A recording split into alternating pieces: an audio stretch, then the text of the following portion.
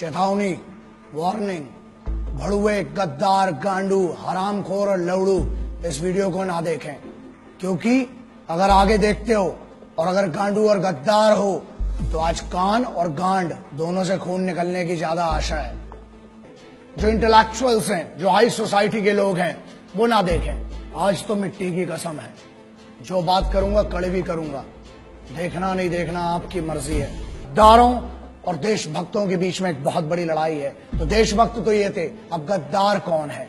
मेरे हिसाब से जो मुझे लगता है, हर वो आदमी, चाहे वो आम आदमी हो, चाहे सिंपल साधारण एक जनरल पब्लिक हो, चाहे एक ऑफिसर हो, चाहे वो किसी मीडिया हाउस का बैठा हुआ बॉस हो, चाहे वो किसी बहुत बड़ी ऑर्गेनाइजेशन का सीईओ हो, चाहे वो नेता हो, चाहे मंत्री हो, हर वो आदमी जो इस देश के सिपाही का सम्मान नहीं करता है, उसकी शहादत का सम्मान नहीं करता है, और यहां बैठ के हमारी रोटी खा के अपने नाजायज बाप पाकिस्तान की तरफ से बोलता है, हर वो मादर चोद, हर वो बहन चोद गद्दार है इस देश का, और मेरे लिए वो देशद्रोही है। बड़े बड़े जो इंटेलेक्चुअल्स बैठते हैं चैनल पे, और वो भी आदमी, गद्दार कौन है बे?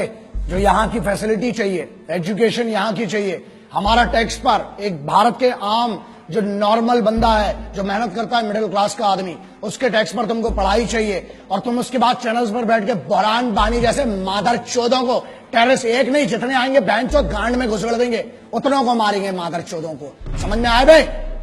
उनको जो बैठ के बताते मासूम लोग थे, बहन चोदों पता क्या है तुमको कश्मीर के बारे में? बे अंदर की कंडीशन पता है तुमको? जो गुमराह करते हैं इस देश के बच्चों को, उनको स्कूल कॉलेजेस नहीं जाने देते और अपने लौंडों को विदेश में पढ़ाते हैं। मेरे लिए हर वो मादरचोद, हर वो आदमी गद्दार है जो यहां बैठकर यहां की रोटी खाकर, चाहे कहीं पर भी बैठे, किसी भी लेवल का हो, चाहे अंग्रेजी में बोले चाहे हिंदी में बोले, जो भी पाकिस्तान की इस हरकत का और मेरे उन भाइयों को सोते हुए मारा जिन मादरचोदों ने, उनकी तारीफ करने वाला वो हर आदमी गद्दार मादरचोद, इस देश का राष्ट्रद्रोही है, गद्दार है, बहनचोद। मैं हमेशा कहता हूं, और मैं ऑपरेशंस जो थे मैं उसके बारे में बात नहीं करना चाहता था। कोई भी ऑनगोइंग ऑपरेशंस है, ठीक है, वॉर है, if it is a war zone then there is no problem. तुम हमारे मारोगे, हम तुम्हारे मारेंगे, इक्वालिटी है, युद्ध है। लेकिन यहां पहली बार था कि युद्ध के नियम तोड़े गए, इसलिए बात करना पड़ेगी आज। यार सोते में तुमने हमला किया और सामने से मारो ना बे। तुम्हारी भी इज्जत है, तुम भी सिपाही थे, बहुत पहले इसकी इज्जत कर ली। टेररिस्ट की इज्जत नहीं, सिपाही होते हैं एज अ सोल्जर। मैंने पिछले वीडियो में कहा कि मैं इज्जत करता हूं किसी भी देश का सिपाही हो।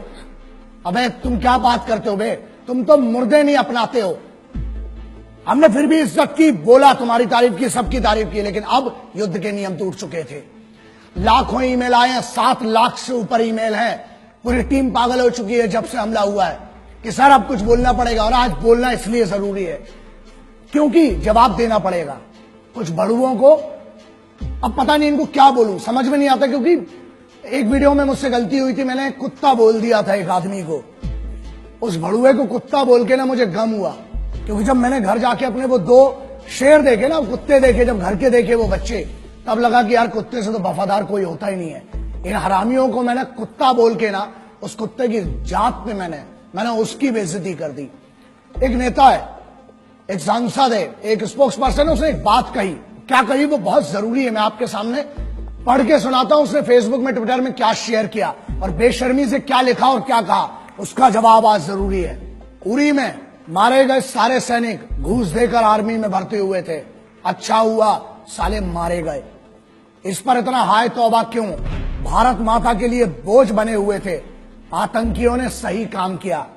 इस आदमी ने एक दूसरे इंटरव्यू में, एक और आइटम है, एक और है, उसने क्या कहा? उसने ये कहा कि भारत की तरफ से जो सिपाही मरे उरी में, वो शहादत नहीं है।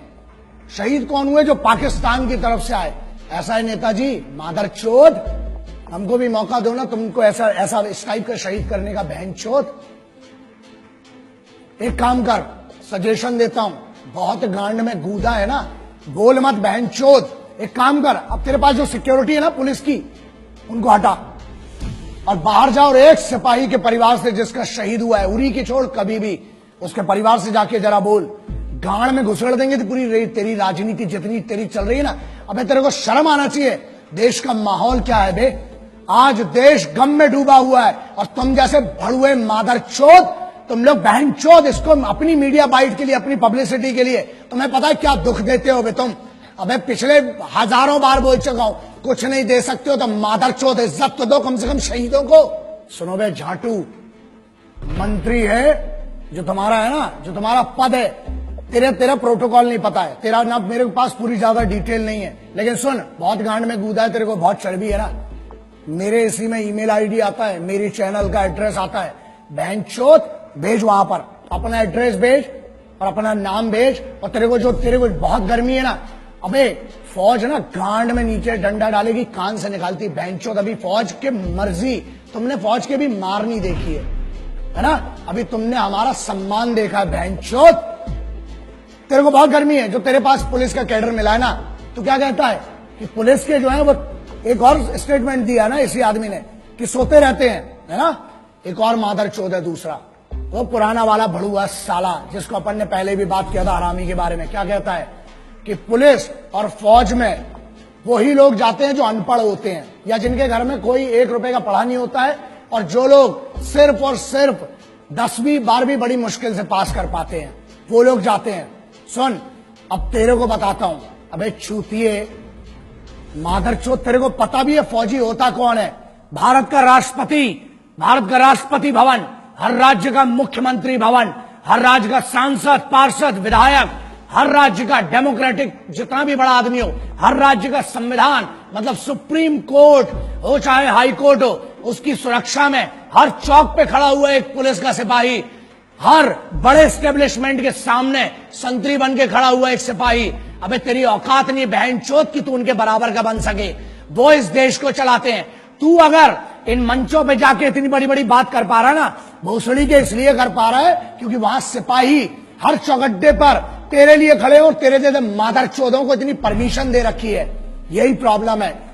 जिस दिन छूट मिलेगी और जिस दिन सही मौका आया, याद रखना गांड में इतना बड़ा सुल्ला जाएगा। बहनचोद, अभी तूने बहुत मोहब्बत देखी और बहुत हुआ सम्मान तुम्हारा मादरचोदों। एक और सेंटेंस बोला इसने बहनचोद ने कि पैसा देके, घूस देके जाते हैं। अबे चूते तेरे पास दिमाग है लौड़े। बात एक्सट्रीम इनसेंसिबिलिटी की, शुद्ध भाषा में चूतियापा बोलते हैं ना जिसको, वो ये इन जैसे बहुत बड़े बड़े होशियारों जो बड़े बड़े यूनिवर्सिटीज में पढ़ रहे हैं, उनका कहना यह है कि फौज में पैसा देके जाते हैं और सोते हैं और राशन खराब करते हैं, राशन खाते हैं फ्री का, है ना। चलो इसका बड़ा सिंपल सा आप समझो, जितनी आपकी समझदारी है ना, अगर पैसा देके जाना है तो फौज में क्यों जाएगा आदमी? मरने के लिए। फौज में क्यों जाता है? फौज में कंफर्टेबल लाइफ नहीं है, तुम्हारे जैसी नहीं है। और बोलते हैं, हाँ एक और बात बोली कि आलसी है जो फौज में जाते हैं, वो लोग आलसी हैं इसलिए सो रहे हैं। बेटा तू बहनचोद, तू अपनी बात कर रहा है, तेरे से तो दाढ़ी बनाता नहीं है रोज बहनचोद, तू क्या आलस की बात करता है बे? एक जगह पे 15 साल से डले हुए तुम जैसे भड़ुए इस देश का राशन खा रहे हो, हमारा टैक्स खा रहे हो, हमारी हर चीज खा रहे हो, उसके बाद बोलते हो बड़ा नेता और यूनियन वाले। बड़ी बात है, तुम जैसे बड़े पदों पे भी जा सकते हैं, लेकिन हमारे लिए पद मैटर नहीं करता बे। इज्जत कमाना अलग बात है, ताकत कमाना अलग बात है। तुम जैसे भड़ुओं की कभी इस देश में इज्जत नहीं होगी। क्यों? क्योंकि इस देश में अगर मंदिर हो, चाहे मस्जिद हो, चाहे गुरुद्वारा हो, चाहे चर्च हो, उसको सुरक्षा कौन देता है? वो है सिपाही। बाहर से जो पाकिस्तान की तरफ से आ रहे हैं वो दुश्मन है, उनसे लड़ना बहुत सरल है। तुम लोग साले जो अंदर गदर मचा के रखी है ना, उसके लिए एकाध में एक दिन बहुत गलत होगा। मैं बहुत कोशिश कर रहा हूं, प्रयास कर रहा हूं कि बचा रहूं, गुस्से में ना आऊं, लेकिन अब लगता है कि अब कुछ ना कुछ, और जिस दिन होगा उस दिन पब्लिकली और बहुत गंदा होगा तुम्हारे साथ। क्यों फौज में जाता है? अबे वो बच्चा जिसको एक गरीब घर से आके पुलिस में या फौज में जाना पड़ता है ना, 3 बजे रात को उठता है वो बच्चा। जब बेंचो तुम लोग पार्टी कर रहे होते हो ना वहां पर अपने कॉलेज में, यूनिवर्सिटीज में और अपने बड़े बड़े भवनों के अंदर, बड़ी बड़ी मैस में जब तुम पार्टी करते हो बेंचो दो, अबे तुमको पता भी है सिपाही होता क्या है। क्योंकि सुनो, प्रॉब्लम यह है हमारे देश में, ना एक नेता का लौंडा आज तक सिपाही बना, ना आज तक ये भोसड़ी के जो यूनियन में बैठे हैं, कोई अमीर का लौंडा आज तक सिपाही नहीं बना। कहां गए वो मादरचोद बड़े बड़े अमीर? अबे भोसड़ी के खेल के लिए समय देने वालों को, मैच जीतने वालों को क्या मिलता है? इनाम मिलता है ना। और वहां जो जान अपनी बॉर्डर पे लगाते हैं, -60 50 में वहां लड़ रहा है आदमी, घूस देके गया, चल माना बहनचोद तेरी बात, चल घूस दे के गया बहनचोद, तू दे देना मादरचोद, है गाड़ में दम तेरी, तू जा घूस दे के बहनचोद उधर पे, एक दिन की नौकरी कर मादरचोद। अबे आर्मी की और कमांडोज की छोड़, स्पेशल फोर्सेज की बहनचोद, एक दिन मैं देता हूं चैलेंज, अबे तेरी पूरी जिंदगी की पेमेंट दूंगा इन बड़वे मादरचोद गद्दारों की। जा एक दिन ट्रैफिक पुलिस का काम करके देख मादरचोद, धूप में वहां खड़े होकर देख, पानी में खड़ा होकर देख, मुंबई पुलिस हो चाहे दिल्ली पुलिस हो चाहे हरियाणा हो चाहे उत्तर प्रदेश हो, एक पुलिस के सिपाही का काम करके देख। फौज की तो बहुत दूर की बात है, तेरी गांड में इतनी दम रही है बहनचोद। और सुन, ये बात क्लियर सुन ले, आज तुम जैसे मादरचोदों को अगर मार के जेल जाना पड़ा, 14 साल मंजूर है बहनचोद। जिस दिन मेरे सामने पड़े ना मादरचोद, मारूंगा, लेकिन एक बात पक्की है, पब्लिकली मारूंगा, अकेले कभी नहीं मारूंगा, क्योंकि तुम जैसे आगे और पैदा ना हो बहनचोद। अबे मुझे तो शर्म आती है, माफ करना, जिसने तेरे को पैदा किया ना मां, मुझे माफ कर दे, तेरे को भी नहीं पता था कि ऐसी मादरचोद औलाद पैदा करोगी मां आप। शर्म आती होगी उस मां को भी अपने कोख पे जन्म पे कि ऐसा गद्दार पैदा कर दिया बहनचोद को। सुन मादरचोद, जिस दिन मेरे सामने आया मारूंगा, घसीट घसीट के मारूंगा बहनचोद। और दूसरी चीज, 14 साल होती ना, जमानत तो मिलेगी, आऊंगा तेरे जैसे और मादरचोदों को ढूंढूंगा, फिर मारूंगा बहनचोद, जाऊंगा। 14 साल मंजूर है बहनचोद, क्रांतिकारियों का चेला हूं, जेल भी गया कोई फर्क नहीं पड़ता है, लेकिन तुम जैसे गद्दारों को चुप करके रहूंगा, फिर मारूंगा, फिर जेल जाऊंगा, बाहर आऊंगा, जब जब आऊंगा मारूंगा मादरचोदों। दूसरी बात मुन्ना, हमें रोज सुबह से लेकर रात तक धमकी के कॉल आते हैं, और रही बात हमारी, मादरचोदों इतनी तैयारी के साथ चलते हैं, इतना जखीरा तो खुद लेके चलते हैं बे, इतना असला बारूद। मादरचोदों 1 किलोमीटर तक धुआं धुआं करूंगा जिस दिन मैं मारने पे आया बहनचोद। और ये दम बुलेट प्रूफ गाड़ी की नहीं है बीपी की जिसमें बैठ के घूम रहा हूं, गाड़ी के बाहर आने के बाद भी जगह बोल तू बहनचोद, नाम बता उस जगह का, अकेला आऊंगा मादरचोद, ईमेल कर, फोन नंबर ले मेरा, लिख चैनल पे अपना एड्रेस, आऊंगा मारूंगा बहनचोद घुस के तेरे को।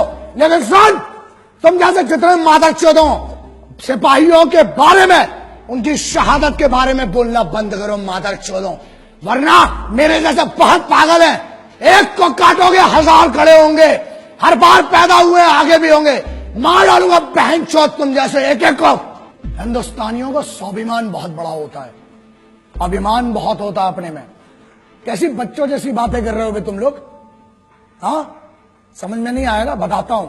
अबे हमारे इधर तो बेवड़े भी होते हैं ना, वो भी गुस्से में एक दूसरे को गुटका नहीं देते हैं, समझ में आ गया। अबे तुम तो कश्मीर मांग बैठे पागलों। दूसरी चीज, हमारे इधर ना, अबे पब्लिक ट्रेन, लोकल ट्रेन में ना, वसई विरार साइड की कोई ट्रेन होती है, उधर अंबाला पटियाला की कोई ट्रेन होती है लोकल ट्रेन, अबे वहां पर लोकल ट्रेन में सीट नहीं देते हैं, तुम तो कश्मीर मांग बैठे। और अगर पैर की धूल होती तो फिर भी 1 लाख बार सोच के चलो दे दिया होता, मोहब्बत से मांगते तो। अबे तुम तो दुश्मनी में हमसे हमारा मुकुट कश्मीर मांग बैठे हो। हमारा था, है, और कुबा तो गांड में तो ले लेना बहनचोद, हमारा था, है और रहेगा। जितनी बार घुसोगे उतनी बार मारेंगे, आ जाओ, प्योर इन्विटेशन है। और रही बात हमारी, हम जैसे पागलों को घंट फर्क नहीं पड़ता बहनचोद, डंडा डालेंगे, पेलेंगे जितनी बार आओगे। माफ करना, मैं उनसे माफी मांगना चाहता हूं जो मेरे सिपाही, चाहे वो पुलिस के सिपाही हैं, चाहे मेरी फौज के सिपाही हैं, चाहे जो भी सिपाही हैं जिनकी हम बात करते हैं, जो यूनिफॉर्म पर है, जिसने यूनिफॉर्म पहनी है, कोई सी भी यूनिफॉर्म है, वो इस देश का सिपाही है। अगर इन गद्दारों को मैं जवाब नहीं दे पाया हूं ढंग से, या इनके सम्मान में कोई कमी रह गई है, तो मैं आपको वादा करता हूं, एक कमांडो वचन, एक सिपाही वचन है, जहां मिलूंगा, जब मिलूंगा, आपकी तरफ से अलग से इनकी गांड में डंडा करूंगा, अलग से मारूंगा बहनचोदों को। मैं सिर्फ, हम जो हैं, हम सिर्फ तिरंगे के सगे हैं, ना हम किसी के उपकार के हैं, ना हम किसी सरकार के हैं, समझ लेना, ना हम किसी के उपकार के हैं, ना हम किसी सरकार के हैं, हम हैं तो सिर्फ हर फौजी, हर सिपाही के परिवार के हैं। हमको किसी से कोई मतलब नहीं होता, ना हम किसी के उपकार के सगे हैं, ना हम किसी सरकार के सगे हैं। हम हैं तो हैं सिर्फ और सिर्फ एक फौजी और एक सिपाही के परिवार के सगे हैं। बस इतना मेरी तरफ से आज जितना हो सका इस भाई से करूंगा, आज भी कर रहा हूं, आखिरी तक इस मिट्टी के लिए लड़ूंगा। और अगर तुमसे ना हो सके तो बताना, ये भाई तो आखिरी सांस तक तुम्हारे लिए लड़ेगा और इस मिट्टी के लिए लड़ेगा। ये वादा रहा तुमसे, आज भी और आगे भी। जय हिंद। वंदे मातरम, इनकलाब जिंदाबाद, भारत माता की जय।